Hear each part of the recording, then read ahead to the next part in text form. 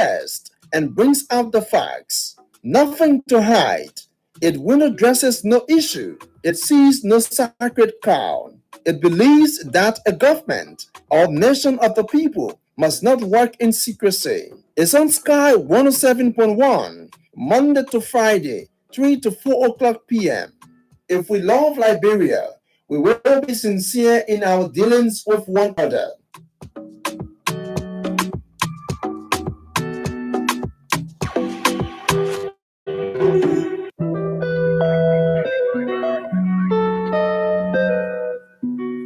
It leaves no stone unturned. It asks the hard questions. It uncovers every secret that's worth uncovering. Liberia's upliftment is its prime objective. The program is nothing to hide. It digs deep into the minds of the guest and brings out the facts. Nothing to hide. It will addresses no issue. It sees no sacred cow. It believes that a government or nation of the people must not work in secrecy. It's on Sky 107.1, Monday to Friday, 3 to 4 o'clock p.m. If we love Liberia, we will be sincere in our dealings with one another.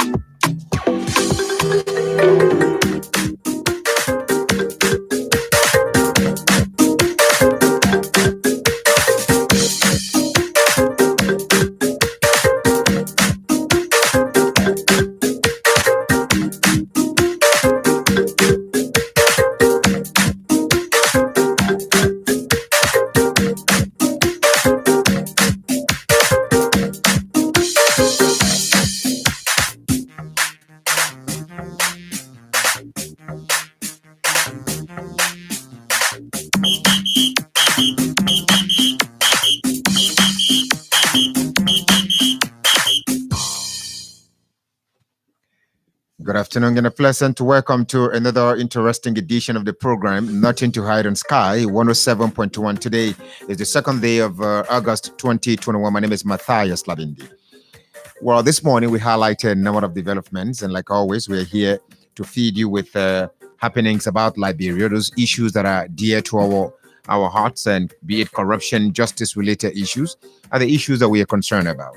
So be it social issues and maybe someone is involved into a situation. Yes, of course, we go for, different issues as they unfold in the country. And you too, you are welcome all the time to join us on the program by joining us on Sky Communications Liberia Facebook page as we stream our programs live here on this social media platform, but also on YouTube on Sky FM and TV Liberia. We are hoping to add other channels, other mediums of dissemination to ensure that we reach as many people out there in the public. But this afternoon, we're going to be having a conversation with the group, Transitional Justice Working Group of Liberia, TJWG Incorporated. The group did a press statement, condemning the president, President George Weah, or not condemning, frowning at the president for not giving much attention to the establishment of the War and Economic Crimes Code, or the quote unquote the implementation of the Truth and Reconciliation Commission recommendations. That the president is under constitutional obligation to ensure that he, implements the Truth and Reconciliation Commission. The Transitional Justice Working Group of Liberia says it's even recommending that the legislature summons the president to explain to them why he has not been able to implement the Truth and Reconciliation Commission. How is that possible when the very legislature is now suggesting that the president sets up another Transitional Justice Commission to ensure that they can look at, analyze the Truth and Reconciliation Commission recommendations? My name is Matthias Labindi. We'll be right back after this break.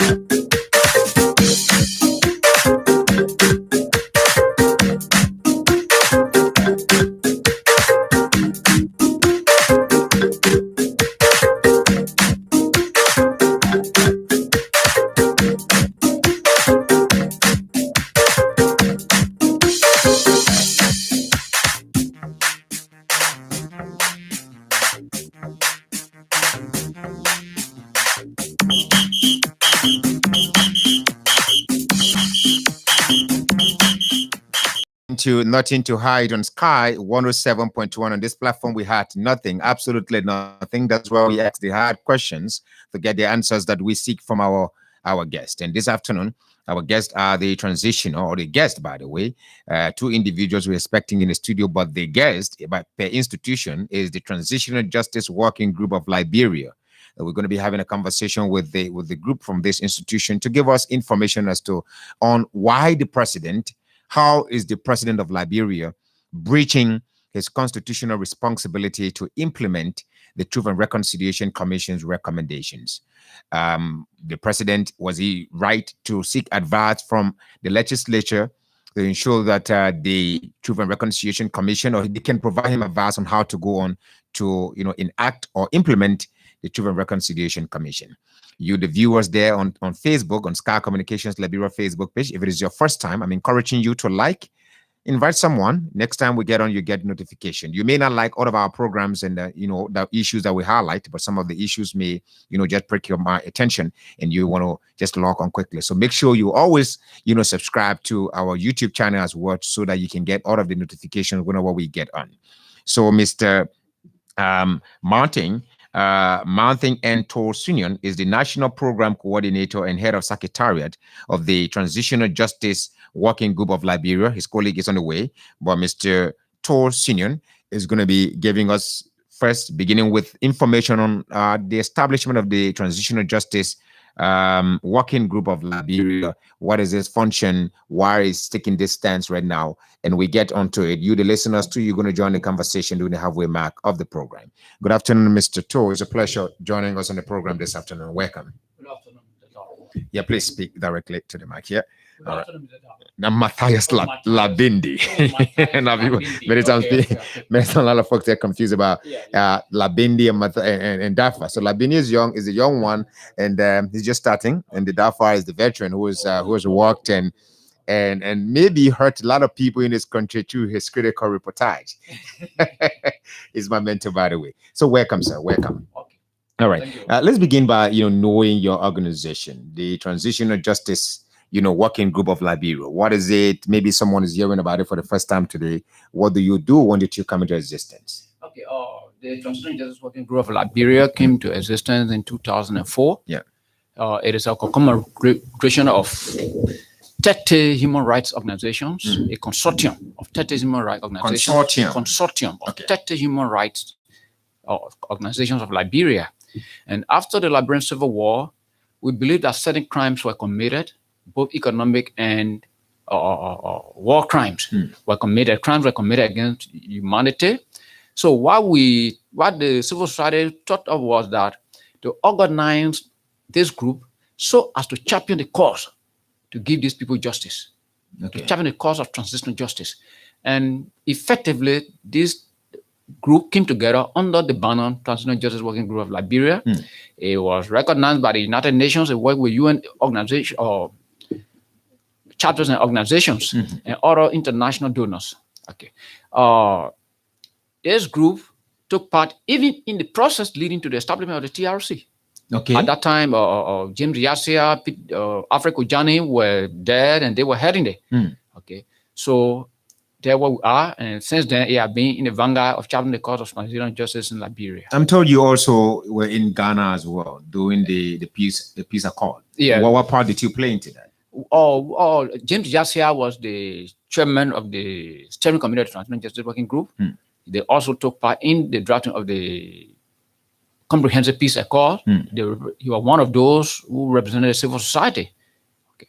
So in that case, the civil society played a major role. So your group, unlike some fly-by-night, civil society organizations or plastic civil society organizations, your group is a legitimate one, and you've worked in ensuring that you also restore peace in this country. But by that, you want to see justice being, served to those who deserve it. Right. All right. So now the establishment of the war and economic crimes, the Truth and Reconciliation Commission. Yeah. So you also form part in its formation. The process that led to the formation. Yes. Give us, drive us a little bit through that. How did that work? Okay. let you know, the TRC was not organized from the blue sky. The president was consulted in meetings. The president of Liberia was consulted in her approach in organizing the Truth and Reconciliation Commission. And civil society, including the TJWG, because the TRC itself is or was a transitional justice commission. It was there to address transitional justice issues. TRC. The TRC. Okay. The TRC was purposely organized to address transitional justice issues in Liberia. Okay. And the entire mandate of the TRC was a transitional justice process. As one of the leading transitional justice actors in Liberia, the Transitional Justice Working Group was periodically consulted. Even when the TRC was organized and it was working, some commissioners are still around, like John Stewart. They are still around. They can bear witness to that. Jim Biasi is still around. Adama Dempster is still around. Okay. At that time, they were all there. Okay. And they were always being consulted by TRC commissioners. And if the advice is needed somewhere or was needed somewhere, they were consulted. Okay. That was the role. So you played a pivotal role in forming the TRC, in ensuring that there is this transitional justice process going on. Yeah. And tell us a bit about what is transitional justice, because certain terminologies, we need to play with them in a way that we can understand, because we're talking about transitional justice commission from the legislature, and you're saying that the TRC also was a transitional justice commission. How is it so? Okay. The transitional justice. You need this so you can be heard, so you can push it away. Transitional justice by itself is a process. After a civil war or conflict, there's a need for reconciliation. Yeah. There's a need for peace. There's a need for justice, because in the absence of justice, there will be no genuine peace. So, when war or conflicts have occurred, crimes are being committed. And when these crimes are committed, there's a need for...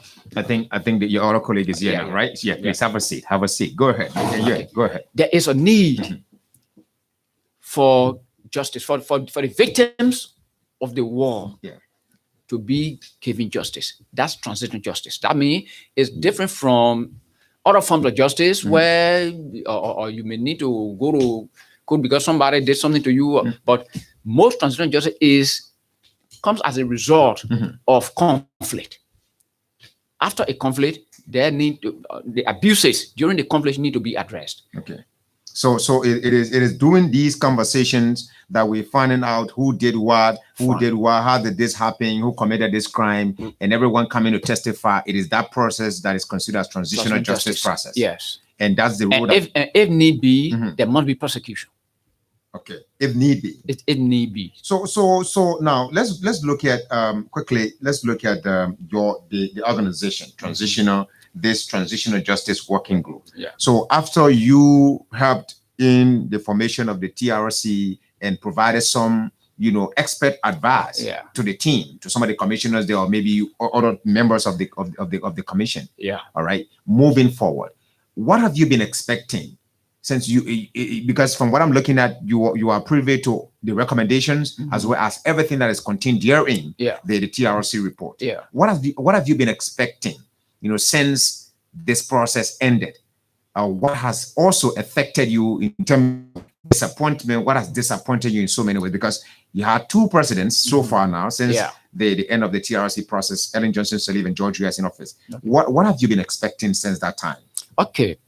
My expectation had been, because this process took the resources, expertise, and other form of effort from the international community and from the Liberian people. So our expectation had been the TRC did its work. The TRC was established by an act of the National Legislature, and the legislature had been established by the Constitution. So what the legislature did or doing is a direct result of its constitutional responsibility. Now, The TRC Sorry, I didn't get that. What the legislature is doing. What is it doing that you know? Fine. Like the legislature came and crafted an act. This act automatically created the TRC, which is the Transitional Justice Commission. No, the TRC, the Truth and Reconciliation Commission. But in other words, it's also a transitional, justice, committee. Okay. If you may want to put it for the sake of the conversation now, because they have changed, they have taken a paradigm shift. You are right. Yeah. Okay. Now, so after this Transitional Justice Commission was organized, which was due TRC, it was through the law, and this law. Let me just come. Or the act that created the TRC. Yeah, go ahead. Article 25, Section 48 says the act that 48 of the act that created established the TRC provides May the I head read? of May I read that? Okay, you can do that. Yeah. There's what 25, right? Section 48. Okay. And it says here, Section 48 of the Act of to establish the TRC provides the head of state shall report to the national legislature within 3 months of receipt of the report of the TRC. Fine. And on a quarterly basis thereafter, as to the implementation of the commission's recommendations. All recommendations shall be implemented. Where the implementation of any recommendation has not been complied with, the legislature shall require the head of state to show cause for such non-compliance. The head of state contemplated by the act is the president of Liberia. Great. Now, so this has been our expectation. We expected President Weah, we expected President Salif to follow this law. It is a law. To follow this law. I think President Salif did follow it 1 or 2 times. But since the election of President Weah, nothing has been heard. Nothing has been done. He's confused about how he can go about implementing this. Now look at what is included in the act that created the TRC. Fine. Because of his confusion, that's why he reached out to the House of Elders. That can you people please advise me on how to go about implementing the Truth and Reconciliation Commission? Was he wrong by that? Great. Now, the Independent National Human Rights Commission is charged with the responsibility to advise the president. Okay. The Independent National Human Rights. So he chose the wrong people to advise. The Independent National Human Rights Commission. I mean, by that the president chose the wrong people to advise. Wrong people. All right. Now, based on the advice of the National Human Rights Commission, the president is under obligation to report to the legislature. Mandavas, how can you ask somebody for advice when you are not providing information and when you should be providing information so that he will make an informed decision? I'm kind of confused now, given what I've just read from this act that created the TRC. Yeah. The president should, in other words, not be seeking an advice from the legislature, but therefore reporting to the legislature. Now, he should be seeking advice from the Independent National Human Rights Commission and the land ministries. Giving the subject matter. Okay. Then, based on their advice and update to him, he will report to the national legislature. Now, if he report to the national legislature and when there's a need for any part of the work that is not being complied with, the legislature shall summon the president to show cause. Now, the president have failed since 2017. The president has failed to even report and give the national legislature a bit of information. Only to come out and ask the people that he had not been giving information, that he had not been updating to advise him. So the legislature has made, or the Senate is making their decision based on their decision is uninformed. They have not been informed. So their action to advise the president that there's a need to form a transitional justice commission that will analyze the TRC report is in error. It's in error.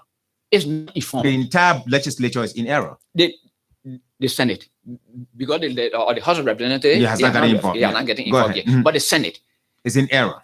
It's in error. If the president was updating the Senate, then the Senate will be in the better position, an informed position to make the decision. But say he came to the presidency, he refused to give any information as required by law. Only from the blue sky, it's like you asking a blind man after taking a stick from him, asking him say you need to go for water. Okay. But don't you think the lawmakers themselves did not recognize their power and responsibility towards this particular process? That's why they agreed listen to the president and say, okay, we're going to give you advice, because when they should be receiving report from the president, and the president is returning to them, giving advice on how I can go about doing this. What do you think happened in between there? Okay. From your analysis. This is where our statement came from. The legislature too have responsibility. They have their own fault. I think this article you read also states that where the president fails, the legislature should summon him to show cause, which they have not done. So the president is in error, the Senate is in error, and at the final analysis, who there to be affected? The Liberian people. Okay, let me hear the from victims of war. Let me hear from Mr. Sonia, Peterson K. Sonia, of the is also your colleague. Mr. Sonia, welcome. Thank you very much. Thanks for joining us this afternoon on the program. Now you're part of this particular group, justice working group. You did a statement. There's a line here I was reading, and I broke a smile. When you mentioned here that the legislature. I think what should I say? 1, 2, 3, 4, 5, 6, 7, 8, 9. Your 10th paragraph, 9, 10, 11th paragraph in your statement. You said, therefore, the TJWG is calling on the national legislature to immediately summon President Weah to show cause as to why he failed to carry out his constitutional responsibility to report to the legislature on the progress of implementation of the TRC recommendations as required. When you people included this particular paragraph in the statement, did you take into consideration that this particular legislature that you are asking to summon the president has also accepted a request from the president to advise him on how to go about it, implement the TRC report, then, and something that the Senate has done, that let's form a transitional justice commission so that it can properly analyze the TRC recommendations? Why did you still go ahead to include this? You see, my brother, is very much embarrassing that our host of error that we consider as host of error will come at this time to write the president that a commissioner, transitional justice commissioner should be set up, and you have the Independent National Human Rights Commission that the president should get to them. They should report to the president whatsoever work they're doing. Then the president can what? Report to the host of error. But at this time, he telling them first of all, when our president came from the GA, writing the host that he's seeking their advice. No, the president should report to the host, the Senate, quarterly, since the election of Ambassador Weah. It have not happened. It have not happened. Today, the host is trying to set up, writing the president to set up. Then there are a lot of things we're going to track out from the TRC report. There are a lot of things we're going to trash out. And before trashing that thing out, you know what you're going to do? Taxpayer money going to be a waste in this country. How so? It's happening now. How so? Well, you had an Independent Human Rights Commission. Then you want to set up a new commissioner again. And the Independent Human Rights Commissioner doing memorialization, doing palabra hearing. Yeah. See how reparation can be paid to victims. Then you want to set out a new commissioner to use taxpayer money so that it can be the waste. How much we live in this kind of embarrassing situation? The House of Senate has a serious embarrassment to us in the place here. But the Transitional Justice Working Group and the victim of survival of the Liberia massacre, which of course are the director and the Transitional Justice Working Group that are heading as chairman, we're not going to sit and allow this to happen. It would be that we don't know our function in this place here.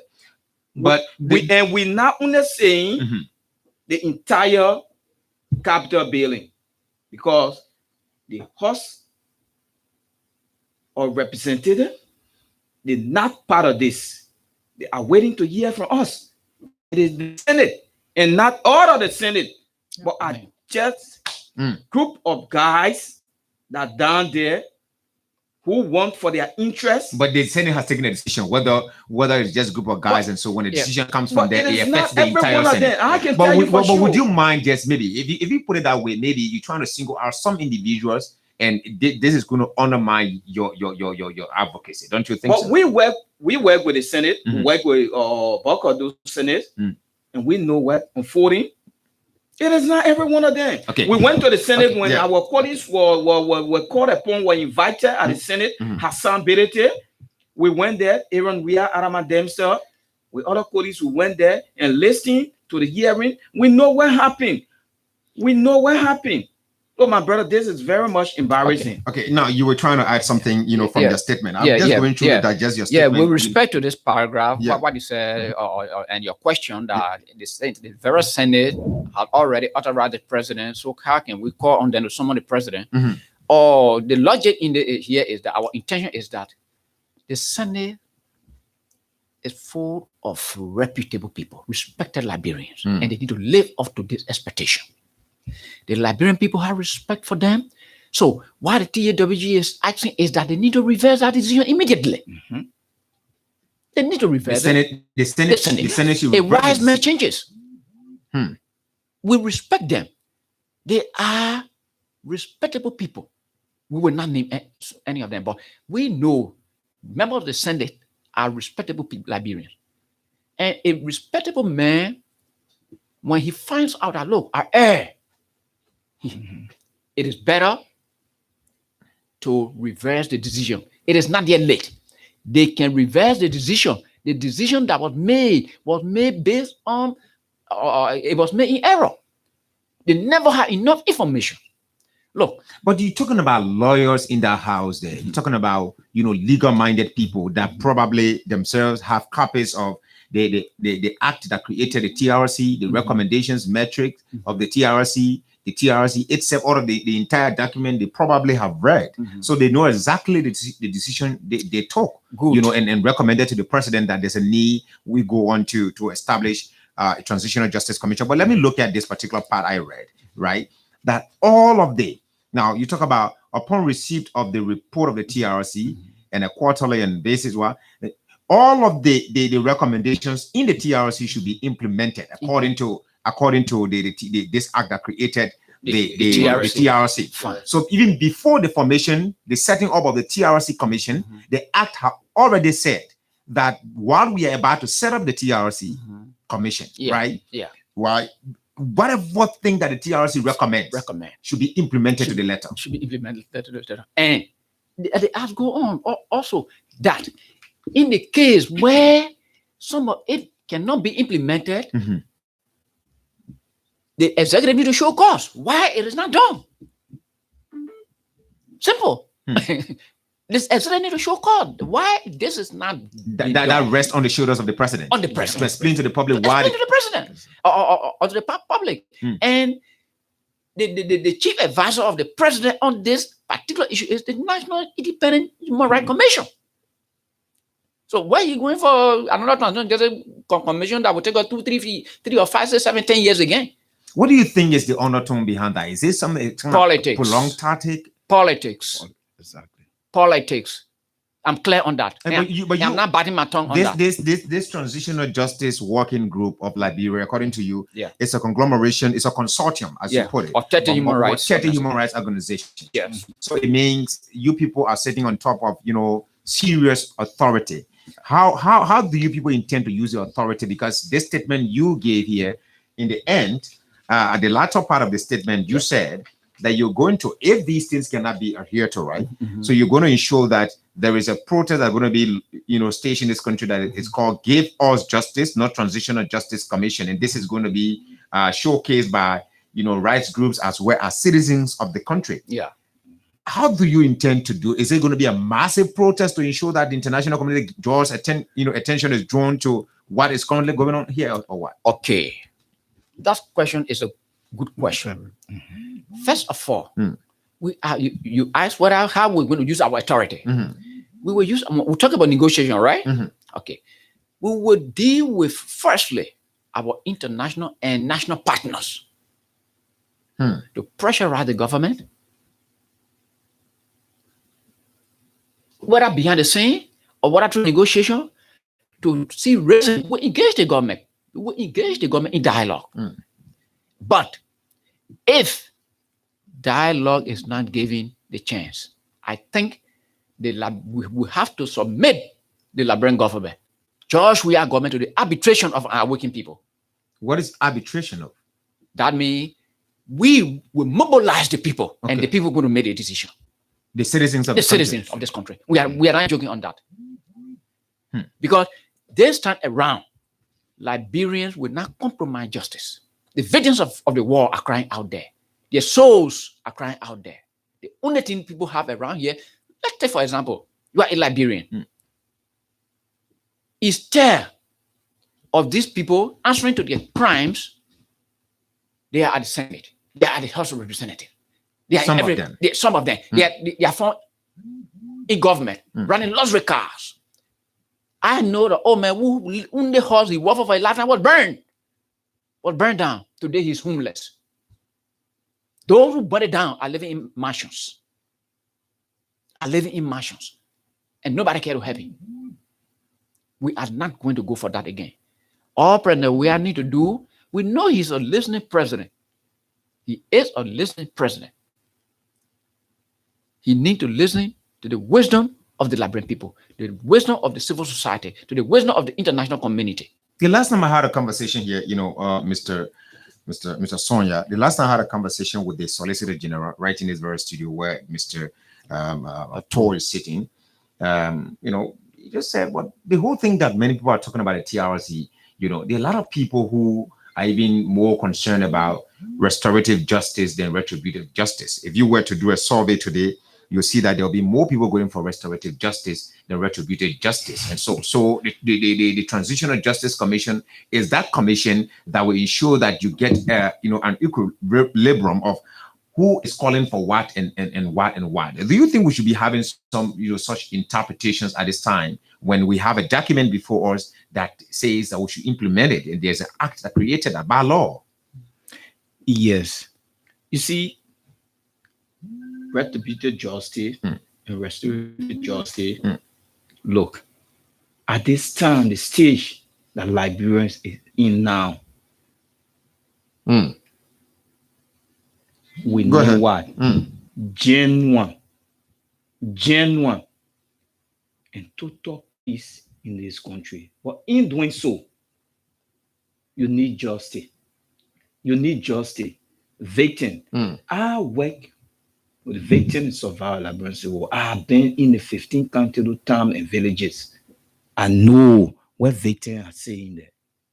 I listen to their cry. I listen to their saying. So to come at this time, look, you see, it happening in other countries. Should Liberia be exempted? That you get people, it happen. No. See Sierra Leone, see Rwanda, see our other country around here. Look in Africa. It happened.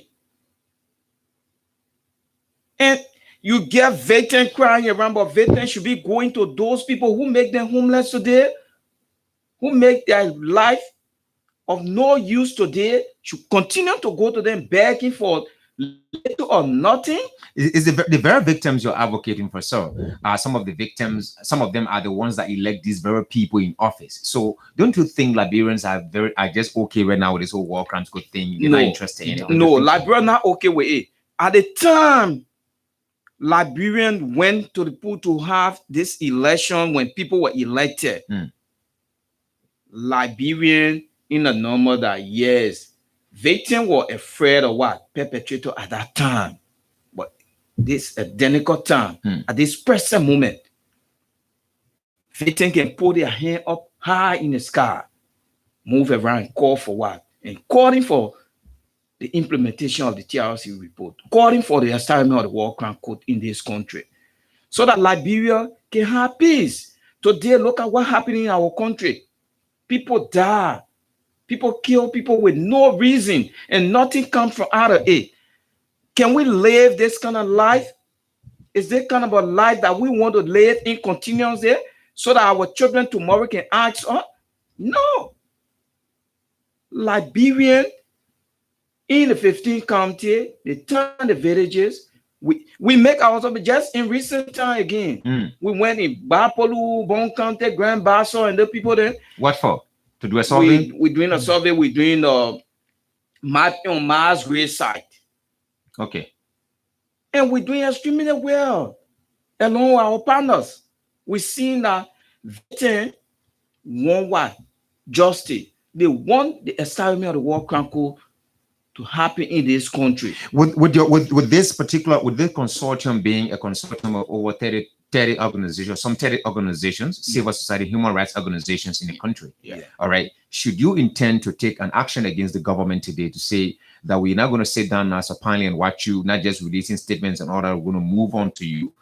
How many thousands people do you think you can put out here to ensure that government, is brought down to its feet? Okay. Yeah. Okay. Go ahead a little bit. Go ahead. Yeah. And out of you see, I can remember the record is there on me. Well, 2012. We had a march from Broad Street to the Monrovia City Hall. At the plaza. We score for what? A justice in this country. We put up enough. At that time, people were still afraid. But we have gone in the county. Now, this gone June 4th, we're going to have what? The peaceful sitting calling for the implementation of the TRC report, more especially the establishment of the War Chronicle. Liberian, all in the corner of the town and villages were waiting. I brought so many people in town. Councillor Gonglo aware of this. But people were waiting to march, to come out in number. The COVID-19. But because of the COVID-19, we put her to it. We only went and presented this document to the house. But this time around, if we call for it and we are calling for it, look, we won't hesitate. We're not going to put up any violence. Veteran not going to put up any violence. Liberian not going to put up any violence. But we're going to be peaceful. But we're going to come in number. If people who cannot make it to come to Monrovia, they will remain in the county, at the capital city, make their way there and call for this. We will do it. Because the president that we have now, he's someone that can listen. He's someone that can listen. He's someone that he never participated in our civil conflict. He's a peace ambassador. UNICEF Goodwill ambassador. And he said that if the gavel is given to him, he will what? Establish the War Chronicle. He will implement the TRC report. So the gavel is in your hand. And he should go right ahead to do that. He should go right ahead to do that. Not seeking advice from the house. He should get to the Independent National Human Rights Commission. And they will report to him quarterly. He get to the house and report, hey, this is the work that's going on. Human Rights Commission is doing a lot of hearing. They're doing memorialization. Go at the Dupo Road, go at the Maher, and other places. So why must you establish a new commissioner to come out again so that huge money can be spent there and that will take all 6-7 years? You wanted to weigh in on the question, right? Yeah. Go ahead.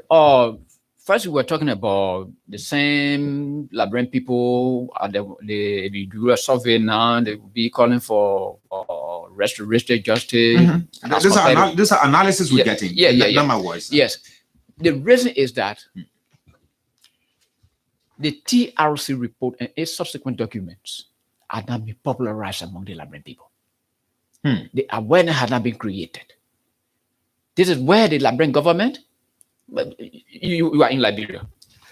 Even the House of Senate, the other time we were doing, I think about 2018, We were meeting 9 ministries, ministries and agencies and commissions of government that have to do with the implementation of the TRC recommendations. Almost every minister and his deputy were telling us they had no access to the TRC report. Living story. Are you kidding? Living story. Officials of government? Officials of government. Living story.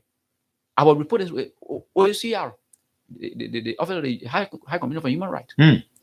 Almost every ministry that's supposed to take part in the implementation of these recommendations were telling us they had no access to it. We need to be given a copies. This is how we printed this. This is how we printed this.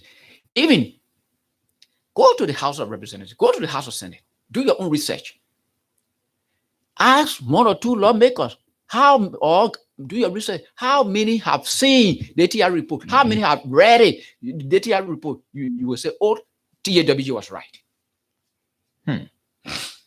Go to any office, say, I want to say something about it. Can you give me a copy of the TRC report? They will tell you they don't have it. They will tell you they didn't have it. So, brother, we know our House of Elders are in error. But the civil society, they stand around. We're going to take this TRC report and its subsequent documentations to the people. And they're going to see the need to move on to their lawmakers. Right. We are going to create the necessary awareness. Let's look at the discussion from another point. Maybe this is going to be my last point before I hear from the audience now. Some of the things that we've also heard from political pundits in the country are that, well, most of the people that are advocating for the establishment of war crimes code, they're not looking at the financial attachment to it. They're not looking at the economic situation in the country, number one. They're not looking at the resources. They're not looking at, security situation in the country and all of that. What can you say to the public? Since you have now vowed to educate the ordinary Liberians about this document, what can you say about cost attached to the establishment of the courts? Now economic crimes could have been added to it, right? Cost attached to it, security as well, and everything. What can you say about that? How do you think our government can navigate through these, troubling, situations? Great. Now, first let me deal with the issue of cost. Even those at the House of Senate knows that the international community is saying, if the Liberian government and people want it, we'll support it. Yeah. I'm saying it loud and clear. The understanding from the international community, everybody in the House of Senate knows, is if the Liberian people and government want it, if the Liberian people want it and the government approve of it, we will support it without no cost to the Liberian government. Now, another thing here is that the security aspect.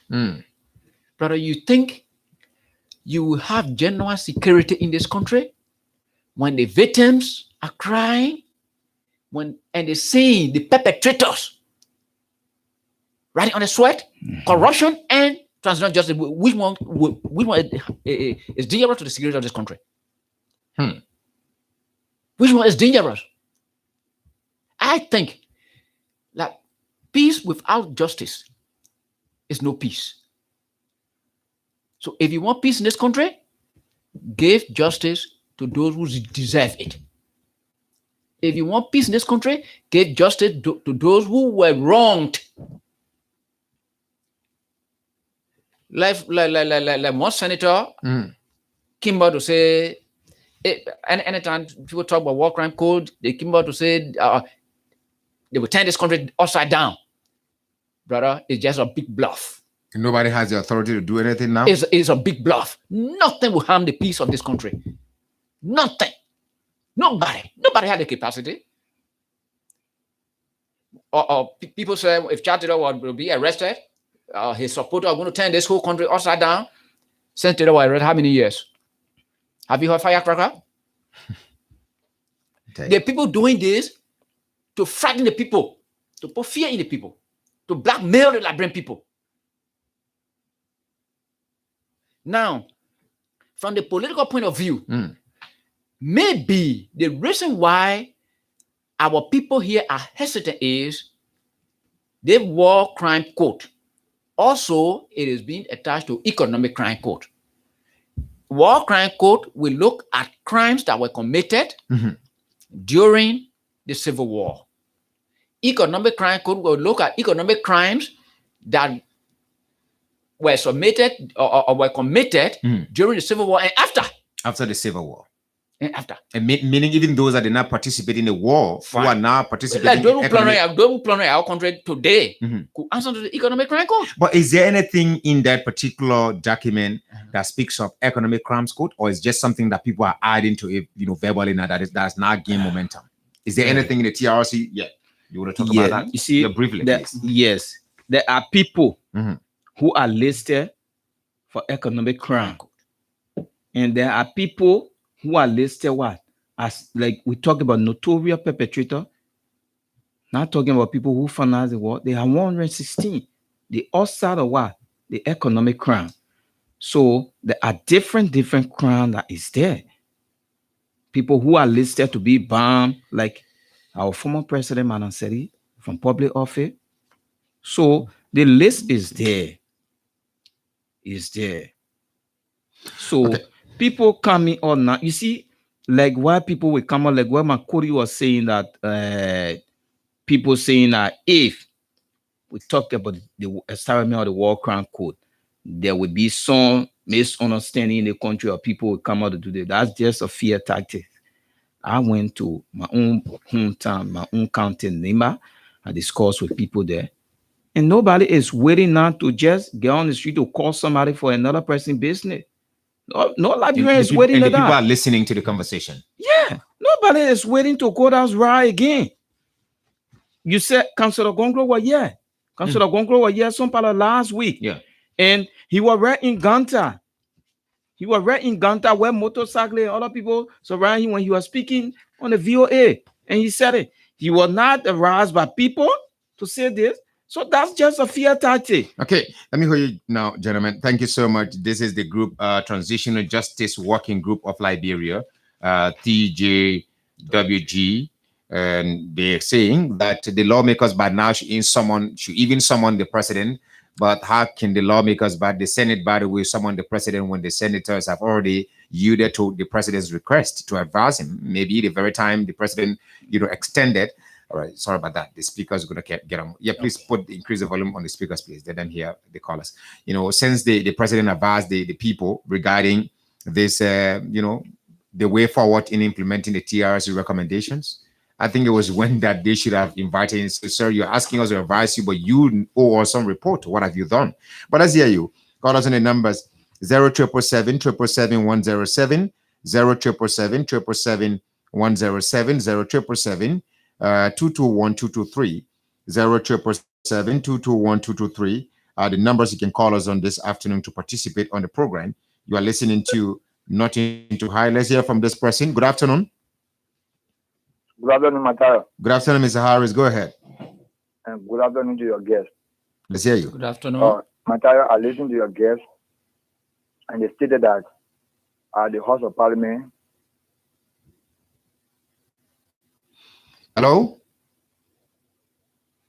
Yeah, go ahead. They will not be. Hello? Yeah. Yeah, I didn't speak clearly, sir. We better hear you. Yeah. People are saying that. What's your name? People are saying that it's clear. And if you look at somebody talking about economic, look at policy.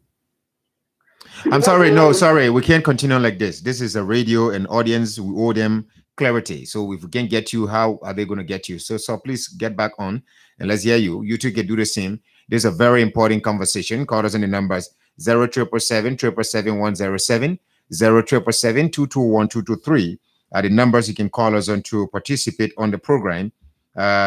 This afternoon, you're listening to Nothing to Hide on Sky 107.1. Let's hear from this other person.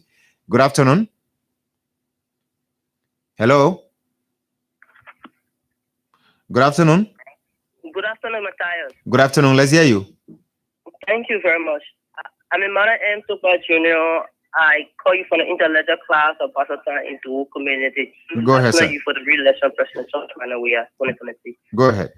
Let me appreciate your studio guest, Matthias. Matthias. Matthias. the issues that have to do with the president writing the legislature, for advice on establishment of the War and Economic Crime Code, I think the president is not in the wrong. Yeah, because Matthias, if you look at the Truth and Reconciliation report, you'll see that clearly it is not all of the commissioner that signed that recommendation from the Truth and Reconciliation Commission. So the Truth and Reconciliation Commission report is biased within itself.